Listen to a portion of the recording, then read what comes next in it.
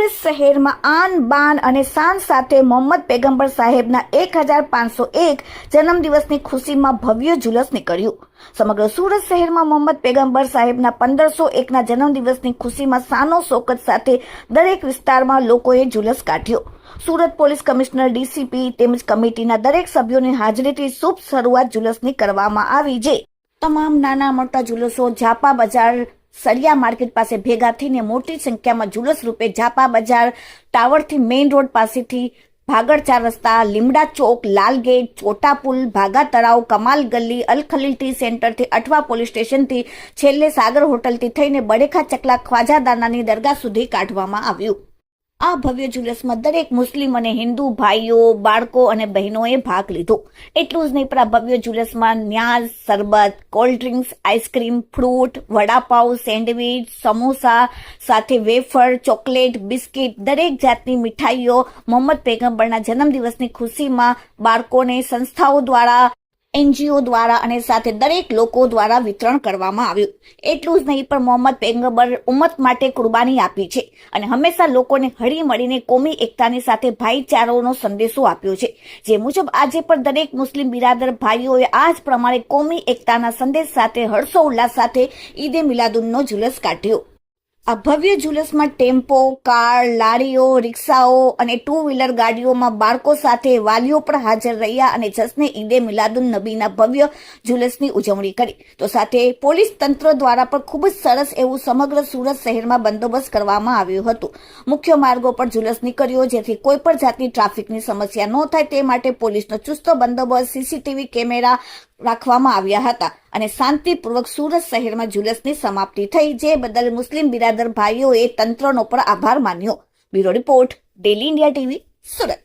આજે ઈદે મિલાદના શુભ પ્રસંગે હું તમામ મુસ્લિમ બિરાદરોને મારા તરફથી શુભેચ્છા અને શુભકામના છે। હવે અહીં ખ્વાજાદાના દરગાહથી નીકળી જુલુસ ડીકેએમ, ભાગલ 4 રસ્તા અને અલ ખલીલના ટી સ્થળથી પરત જુલુસ અહીં આવવાનું છે। આ પ્રસંગે પોલીસ ડિપાર્ટમેન્ટ તરફથી મજબૂત બંદોબસ્ત, જરૂરત બંદોબસ્ત રાખવામાં આવેલ છે। સ્ટેટ હેડક્વાર્ટર તરફથી પૂરતા પ્રમાણમાં એસઆરપી ફોર્સ તૈનાત છે અને ધાબા પોઈન્ટ, ડીપ પોઈન્ટ, જ્યાં જ્યાં સંવેદનશીલ વિસ્તાર છે ત્યાં સિનિયર ઓફિસર તરફથી બંદોબસ્ત સુપરવિઝન કરવામાં આવી રહેલ છે અને આ બંદોબસ્ત વ્યવસ્થિત રીતે અને મિનિમમ ટ્રાફિકના અડચણરૂપ થાય તે માટે પૂરતા પ્રમાણમાં ટ્રાફિક પોલીસના પણ બંદોબસ્તમાં તૈનાત છે અને હું આશા રાખું છું કે વ્યવસ્થિત રીતે અને સમયસર આ બંદોબસ્ત અને જુલુસ પૂરો થશે। Thank you. જય હિન્દ। सैयद सिराज शहाबुद्दीन, सूरत शहर सीरतुन नबी कमेटी प्रमुख। आप अभी किस जगह और क्या प्रोग्राम है? आज हजरत मोहम्मद मुस्तफा सल्लल्लाहु अलैहि वसल्लम इस्लाम धर्मના મહાન પૈગંબરનો આજે જન્મ દિવસ છે।